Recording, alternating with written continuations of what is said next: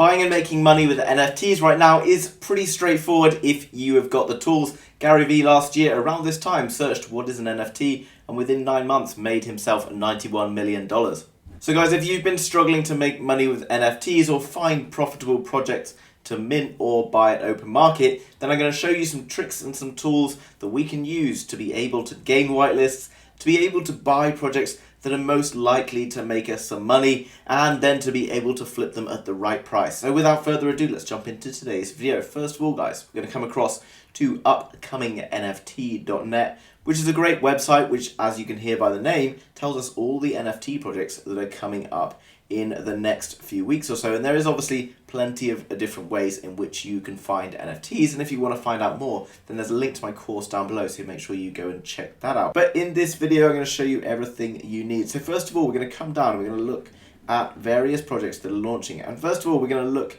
at the most popular. Basically, if we want to find a project that's going to sell out fast and be able to make us pretty good money from mint, we want to find something that's popular, that has a big community, which does come with some drawbacks, which we'll talk about in a minute. But first of all, we're going to take a look at a few of these projects. I'm just going to open them all up, and then we can have a look at them in different tabs to gain a bit of an understanding of what we're looking at here.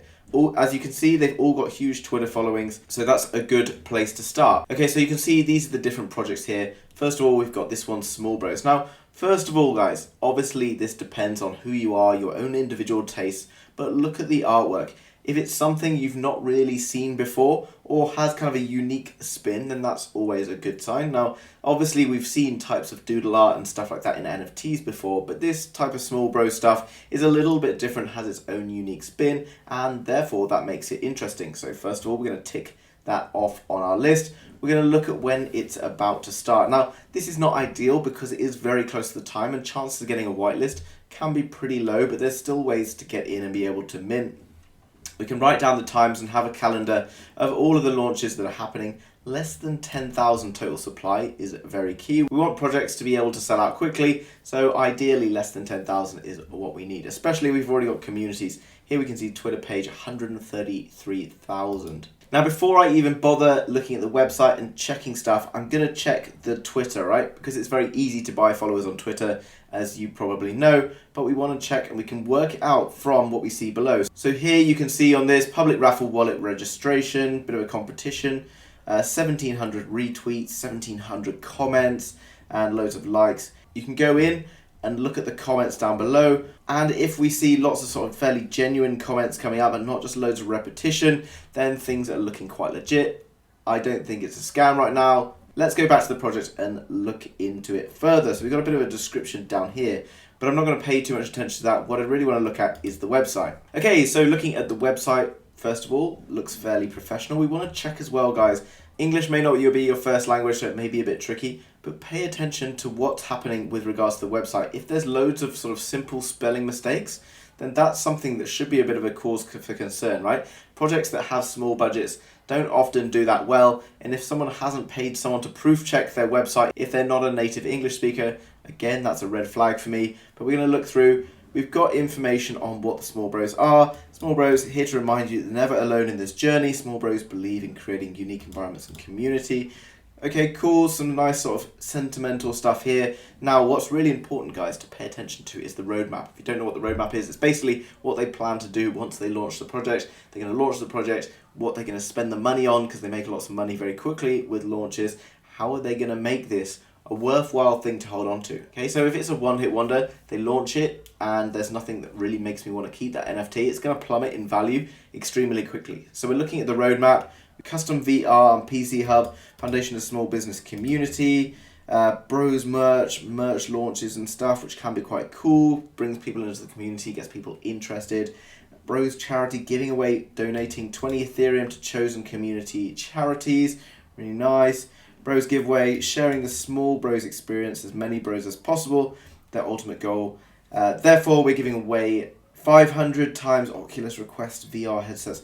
Okay, so by holding on to something, I get the chance where I might win something, which might be really cool. And because these are relatively cheap NFTs, winning a virtual headset actually would be quite a cool thing.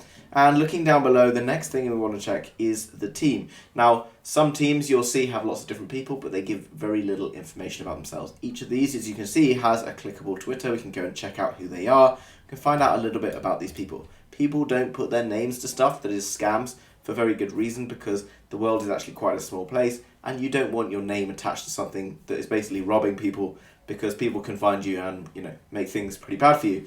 So we've got a good spread of team here, lots of people, different positions. You can see that this is a well-funded, interesting project. So we've ticked a lot of boxes here in terms of what I'm looking at. What's the utility of owning? Come down, we've got an FAQ page. What's the utility of owning a Small Bros token? Each NFT acts as an access. Owning a Small Bros gives you access to the greatest benefits for develop for the bros, exclusive aspects of phase 2. Okay, also worth noting, phase 2, often you'll have another NFT drop, you'll have an airdrop. For example, Bored Ape Yacht Club did an airdrop this week, and if you were lucky enough to own a Bored Ape Yacht Club, then you would have made yourself $70,000 just by clicking and turning on your MetaMask, which would obviously have been great. And you can see that there's 2 dates here, okay? So there's Bros List Mint and then there's a public raffle.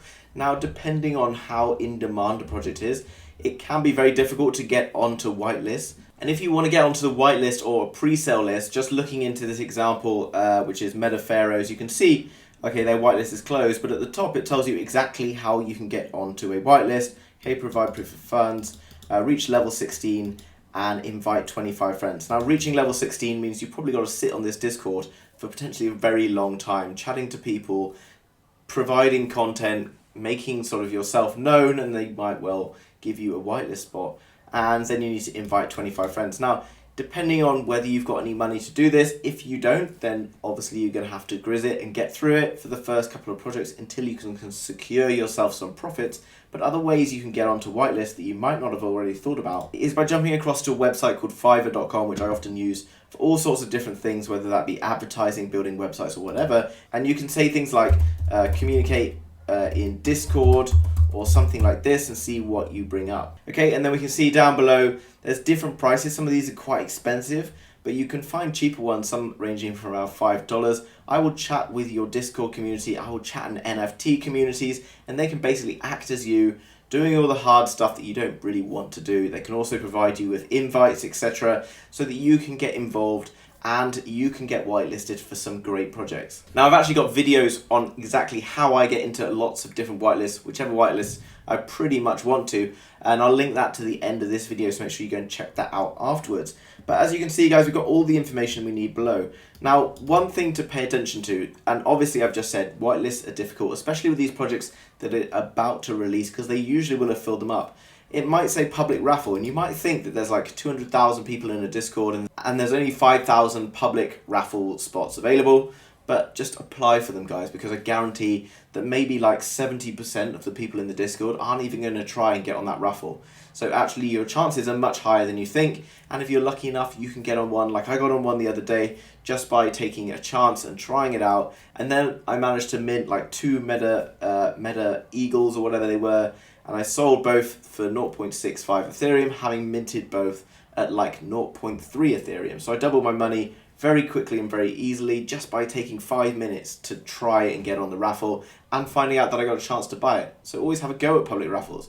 When you're first starting out, guys, you just got to be pushing things and trying as much as you can to get either onto a whitelist or a raffle. The benefit of getting onto a mint is that you can basically pay cost price, okay? If it's really popular and you've done all your pre-research about a project, it's got a good following, website looks good, roadmap looks good, and the team looks solid, then things should be pretty solid for you and you should be able to make a good profit. Now, when you mint an item, you go to OpenSea and you can see your item, but it won't show your individual NFT that you have. It will just show a sort of a plain one that all of the NFTs look exactly the same. And that's because they don't reveal them, sometimes for up to a week, maybe even more than that.